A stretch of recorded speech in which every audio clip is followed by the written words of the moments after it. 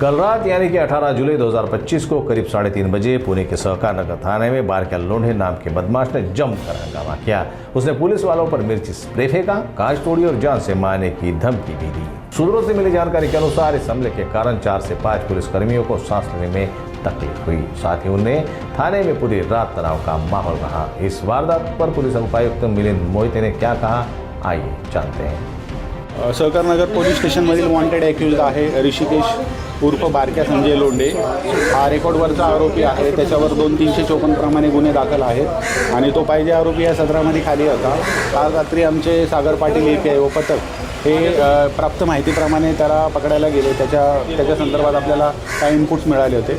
पकडल्यानंतर त्याला आपण ज्या ठिकाणी त्याला पकडला, अरेस्ट केला, त्या ठिकाणी त्यांनी सुद्धा स्वतःला काहीतरी इजा किंवा दगाफटका करून घेण्याचा प्रयत्न केला। पोलिसांच्या तावडीतून एस्केप करण्याचा प्रयत्न केला। त्यानंतर त्याला ज्यावेळेला पोलीस स्टेशनला घेऊन आलो, तिथे सुद्धा त्यांनी तोच प्रकार केलेला आहे। काही ग्लासेस वगैरे त्यांनी डॅमेज केलेले आहेत।